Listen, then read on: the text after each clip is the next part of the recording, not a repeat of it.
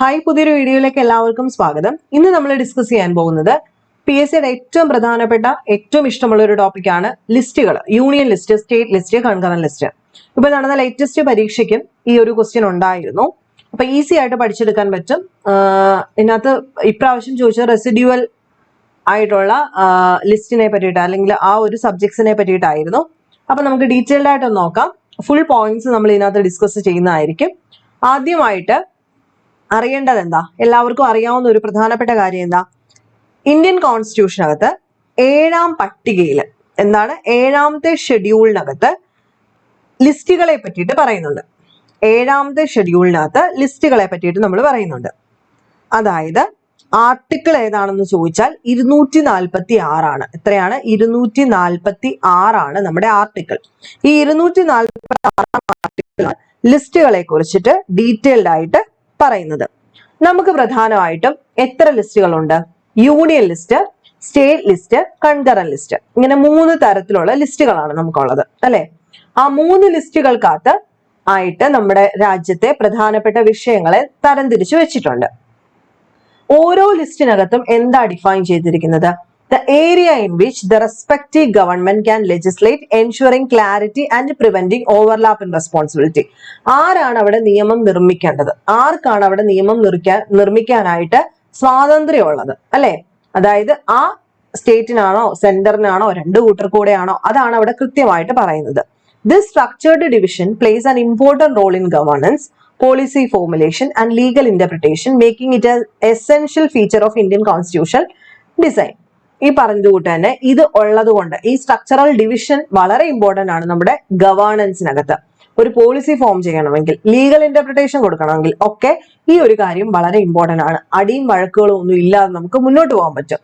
നോക്കി, 7th schedule of the Indian കോൺസ്റ്റിറ്റ്യൂഷന്റെ history നോക്കുവാണെങ്കിൽ നമുക്ക് എല്ലാവർക്കും അറിയാം, 1935 ഗവൺമെന്റ് ഓഫ് ഇന്ത്യ ആക്ടിനകത്താണ് ആദ്യമായിട്ട് ഈ ഒരു 7th ഷെഡ്യൂൾ എന്ന് പറയുന്ന ഒരു കൺസെപ്റ്റ് വരുന്നത്, ആ ഡിസ്കഷൻ വരുന്നത്. The concept of 7th schedule of Indian constitution has A discussion the government of India act of 1935. വന്നു എന്നല്ല, ഡിസ്കഷൻ ഉണ്ടായിരുന്നു. അവിടെ പ്രധാനമായിട്ടും സബ്ജക്ട്സിനെ, അതായത് ഈ ലെജിസ്ലേറ്റീവ് സബ്ജക്ട്സിനെ 3ആയിട്ട് ഡിവിഷൻ ചെയ്തു. ഇവിടെയും പോലെ തന്നെ അവിടെ ഉണ്ടായിരുന്നു. പേര് പക്ഷെ ഫെഡറൽ ലിസ്റ്റ് എന്നും പ്രൊവിൻഷ്യൽ ലിസ്റ്റ് എന്നും കൺകറന്റ് ലിസ്റ്റ് എന്നും ആയിരുന്നു. എന്താണ്? ഫെഡറൽ ലിസ്റ്റ്, സെൻട്രൽ ലിസ്റ്റ് എന്നുള്ള രീതിയിലാണ് ഫെഡറലിസം പോലെ. പ്രൊവിൻഷ്യൽ ലിസ്റ്റ്, സ്റ്റേറ്റുകൾ, പ്രൊവിൻസസ്, കൺകറന്റ് ലിസ്റ്റ്, ഇങ്ങനെ തന്നെയായിരുന്നു 1935 3-fold division of legislative subjects. അതിനുശേഷം this model was later adopted and modified by the constitution of India in 1950. While drafting the constitution, the Constituent Assembly took into account the India complex realities such as its cultural diversity, need for unity and uneven level of development. ഈ പറഞ്ഞുകൊണ്ട് തന്നെ 1950 constitution നിലവിൽ വരുന്ന സമയത്തും ഇത് തന്നെ വേണം, അല്ലെ? കാരണം നമ്മുടെ കൾച്ചറൽ ഡൈവേഴ്സിറ്റിയും നമ്മുടെ യൂണിറ്റി ഒരുപോലെ നിർത്താനും ഒക്കെ നമുക്ക് അൺഈവൻ ലെവൽ ഓഫ് ഡെവലപ്മെന്റ് ഒക്കെ വരണമെങ്കിൽ എന്ത് വേണം? ഈ ഒരു ഡിവിഷൻ വേണമെന്ന് കോൺസ്റ്റിറ്റ്യൂന്റ് അസംബ്ലിക്കും തോന്നിയിരുന്നു. അങ്ങനെ 7th schedule was included to maintain a functional balance between the powers of the central and the state. 7ാം ഷെഡ്യൂളിനകത്ത് കൃത്യമായിട്ട് ഡിവിഷൻ കൊടുത്തു. അതിനു വേണ്ടിയിട്ട് സെന്ററിനും സ്റ്റേറ്റിനും തമ്മിലുള്ള ആ ഒരു പവർ, ഒരു ബാലൻസ് വരാൻ വേണ്ടിയിട്ട്. ഓക്കെ ആണല്ലോ? ഇത്രയാണ് നമുക്ക് ഓർത്തു വെക്കേണ്ടത്. ഇനി ഞാൻ പറഞ്ഞു, ആർട്ടിക്കിൾ 246 ഈ ഒരു ലിസ്റ്റുകളെ പറ്റിയിട്ട് പറയുന്നത്. പ്രീവിയസ് ചോദ്യമാണ്. 246 of the Indian constitution discuss the division of legislative powers between the union and state government based on the 7th schedule. അപ്പൊ ഞാൻ കുറെ നേരമായിട്ട് സ്റ്റേറ്റ് ഗവൺമെന്റ് അറിയാൻ വയ്യാത്തവർക്കായിട്ട് പറയാം. നമ്മുടെ ഓരോ, ഇപ്പൊ ഫോർ എക്സാമ്പിൾ നമുക്ക് കുറച്ചേറെ കാര്യങ്ങളുണ്ട്. വിദ്യാഭ്യാസമുണ്ട് രാജ്യത്ത്, എഡ്യൂക്കേഷൻ ഇൻസ്റ്റിറ്റ്യൂഷൻസ് ഉണ്ട്, കൃത്യമായിട്ട് സിലബസും ഒക്കെ ഇങ്ങനെ മുന്നിലേക്ക് പോകുന്നുണ്ട്. കറണ്ട് ഉണ്ട്, അല്ലെ? പോലീസ് ഉണ്ട്, ഡിഫൻസ് ഉണ്ട്, അതുപോലെ ലോട്ടറി ഉണ്ട്, ഏറ്റവും ബേസിക് ആയിട്ട് ലോട്ടറി ഉണ്ട്, നികുതി, കെട്ടിട നികുതി അല്ലെങ്കിൽ ഗ്യാസ്, ഏറ്റവും ബേസിക് ആയിട്ട് നമ്മുടെ വീടുകളിലേക്ക് നോക്കുമ്പോൾ വില നിയന്ത്രണം, അല്ലെ? അല്ലെങ്കിൽ പത്രം, പാല്, ഇങ്ങനെയുള്ള പല കാര്യങ്ങളുണ്ട്. ഈ ഓരോ കാര്യങ്ങൾക്കും നിയമങ്ങൾ നിർമ്മിക്കാനും നടപ്പിലാക്കാനും ഒക്കെ ഓരോ സെന്ററിനും സ്റ്റേറ്റിനും ഒക്കെ ഡിവൈഡ് ചെയ്ത് കൊടുത്തിട്ടുണ്ട്. ആ കൊടുത്തിട്ടുണ്ട് എന്ന് പറയുന്നത് 246 ഈ ഒരു ഡിവിഷൻ ഓഫ് പവേഴ്സിനെ പറ്റിയിട്ട് പറയുന്നത്. It established a hierarchical structure among the 3 list. പ്രധാനമായിട്ടും 3 ലിസ്റ്റിലായിട്ട്, അതായത് ഓരോന്നിനകത്തും എന്തൊക്കെയാണ് എന്ന് പറയുന്നുണ്ട്.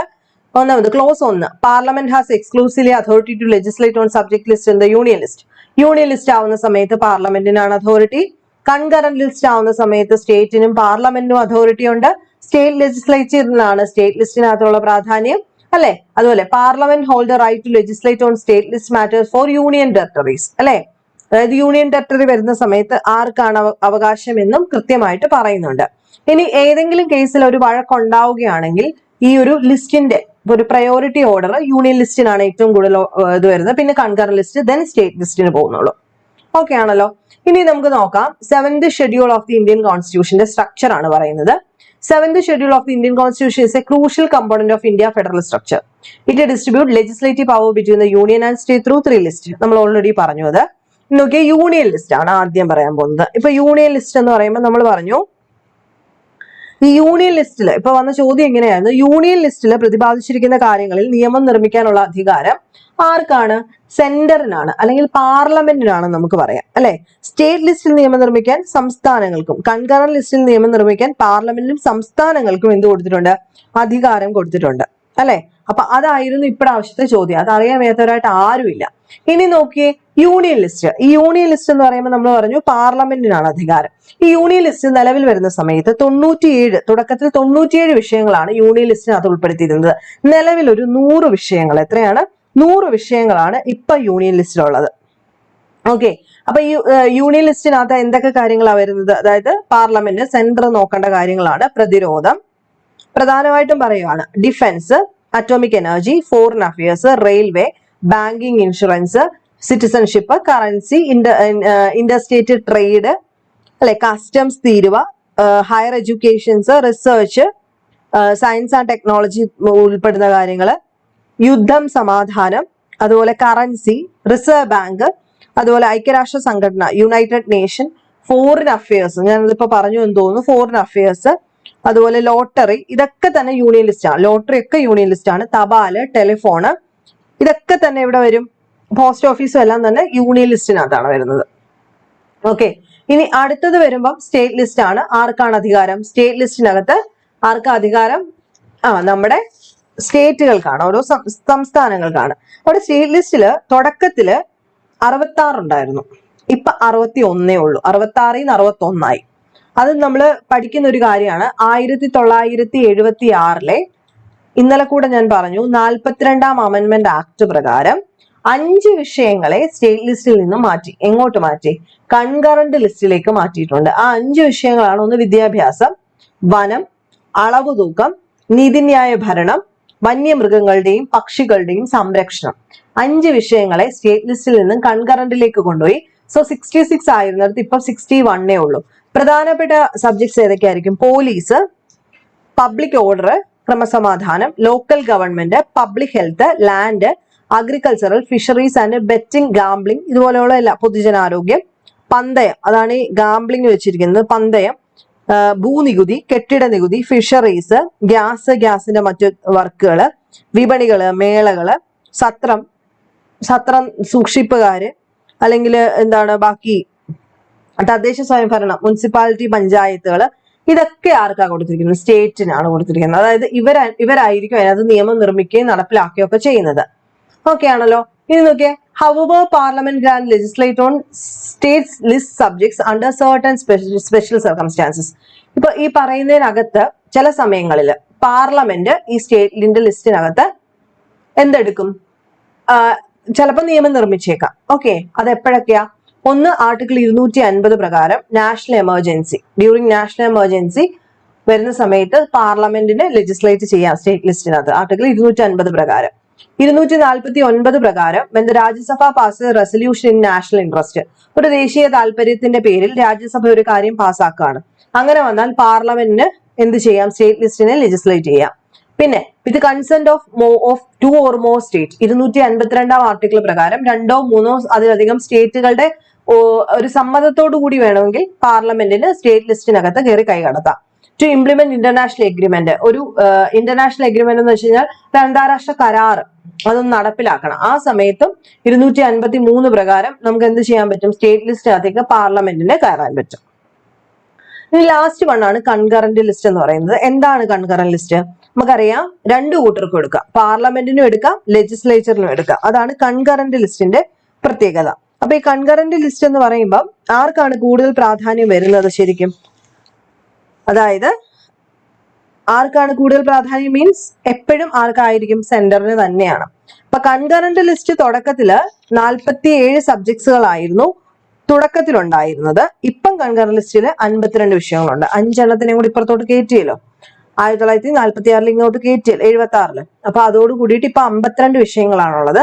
അതിനകത്ത് എഡ്യൂക്കേഷൻ വരും, forest, economic social planning, trade union, അതുപോലെ എന്താണ് വില നിയന്ത്രണം, വർത്തമാന പത്രങ്ങള്, വിവാഹം, വിവാഹമോചനം, ക്രിമിനൽ നിയമം, ഫാക്ടറി, ട്രസ്റ്റുകള്, ട്രേഡ് യൂണിയനുകള്, സ്വത്ത് ഏറ്റെടുക്കുക, ആവശ്യപ്പെടുക, ഇതൊക്കെ കാര്യങ്ങൾ കൺകറന്റ് ലിസ്റ്റിനകത്താണ് വരുന്നത്.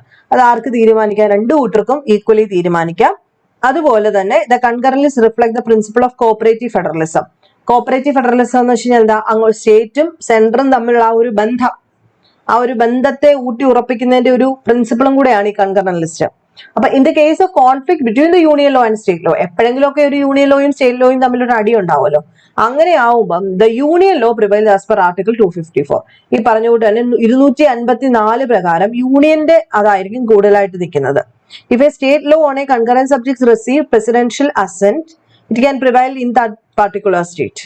ഓക്കെ, അപ്പൊ ഇത്രയും കാര്യങ്ങൾ ഓർത്ത് വെച്ചേക്കാം. ഓക്കെ, അപ്പൊ ഇതിനകത്ത് സംശയമൊന്നുമില്ലല്ലോ. ഇനി നമുക്ക് പറയാനുള്ളത് പ്രധാനമായിട്ടും അമെൻമെന്റിനെ പറ്റിയിട്ടാണ്. ഈ ഒരു അമെൻമെന്റ്, അതിന് മുൻപായിട്ട് റെസിഡ്യൂറി പവറിനെ പറ്റിയിട്ട് പറയാനുണ്ട്. അതിപ്പോ ചോദിച്ചിട്ടുണ്ടായിരുന്നു. അവശിഷ്ടാധികാരം. എന്താ ഈ അവശിഷ്ടാധികാരം എന്ന് പറയുമ്പോൾ ഈ 3 ലിസ്റ്റിലും പെടാത്ത കുറച്ച് കാര്യങ്ങളുണ്ട്. പ്രത്യേകിച്ച് space exploration, cyber lawyer, artificial intelligence, digital currency, ഈ കാര്യങ്ങൾക്കൊക്കെ അവശിഷ്ടാധികാരം എന്നാണ് പറയുന്നത്. അതായത് പ്രത്യേകിച്ച് ഈ മറ്റ് 2 ഗ്രൂപ്പിലേക്കും 3 ഗ്രൂപ്പിലേക്കും പോവാതെ നിൽക്കുന്ന കാര്യങ്ങളാണ്. അതിനുള്ള അധികാരം കൊടുത്തിരിക്കുന്നത് പാർലമെന്റിന് തന്നെയാണ്. ഈ 3 ലിസ്റ്റിലും പറഞ്ഞിട്ടില്ലാത്ത കാര്യങ്ങളിൽ നിയമം നിർമ്മിക്കാനുള്ള അധികാരം കൊടുത്തിരിക്കുന്നത് പാർലമെന്റിനാണ്. ദാറ്റ് ഈസ് കോൾഡ് അവശിഷ്ടാധികാരം. ഇതിനെപ്പറ്റി പറയുന്ന ആർട്ടിക്കിൾ 248 ആണ്. ആർട്ടിക്കിൾ 248 പ്രകാരമാണ് എന്തിനെ പറ്റിയിട്ട് പറയുന്നത്? റെസിഡ്യൂറി പവേഴ്സ് അഥവാ അവശിഷ്ടാധികാരങ്ങൾ എന്ന് പറയുന്നത്. ഇനി പ്രധാനപ്പെട്ട കുറച്ച് മുമ്പേ ഞാൻ പറഞ്ഞു 42ാം കോൺസ്റ്റിറ്റ്യൂഷൻ അമെന്റ്മെന്റ് ആക്ട് 1976 പ്രകാരം ഈ നമ്മൾ പറഞ്ഞു എന്താണ്? കൺകറന്റ് ലിസ്റ്റിലേക്ക് ആരെ എടുത്തു മാറ്റി? 5 വിഷയങ്ങളെ സ്റ്റേറ്റ് ലിസ്റ്റിൽ നിന്ന് കൺകറന്റ് ലിസ്റ്റിലേക്ക് എടുത്ത് മാറ്റി. അതുപോലെ 101ാം കോൺസ്റ്റിറ്റ്യൂഷൻ അമെന്റ്മെന്റ് ആക്ട് 2016, എന്താ അത് വ്യത്യാസം? അത് GSTയുമായിട്ട് ബന്ധപ്പെട്ടാണ് അല്ലെ. ഈ 2 കാര്യങ്ങള് 7th ഷെഡ്യൂളുമായിട്ട് ബന്ധപ്പെട്ട് നടത്തിയ ഭരണഘടനാ ഭേദഗതികളാണ്. ഇത്രയും കൂടെ ഒന്ന് നോക്കി വെച്ചേക്കാം. ഓക്കെ ആണല്ലോ. ഇവിടെ കൊടുത്തിട്ടുണ്ട്, ഞാൻ ഒന്നുകൂടെ വായിച്ചു നോക്കാം കേട്ടോ. GSTയുമായിട്ട് ബന്ധപ്പെട്ടാണ് 101ാം constitution amendment act introduce the good and service tax, fundamentally restructuring India's taxation system. Article 246A എന്ന് പറയുന്ന ഒരു പുതിയൊരു ആർട്ടിക്കിള് ഇൻസേർട്ട് ചെയ്ത ഒരു കാര്യമാണ് അവിടെ പറയുന്നത്. ഓക്കെ, ഇവിടെ തൊട്ട് താഴോട്ട് കുറച്ച് മലയാളം നോട്ട്സും ഇതിന്റെ തന്നെ കൊടുത്തിട്ടുണ്ട്, വായിച്ചു നോക്കാം. ഇതിനകത്ത് സംശയം ഉണ്ടെങ്കിൽ ചോദിക്കാം കേട്ടോ. ഇതിനപ്പുറത്തോട്ട് ഒരു ചോദ്യം വരാൻ സാധ്യതയില്ല. നെക്സ്റ്റ് വീഡിയോയിൽ കാണാം. ബൈ.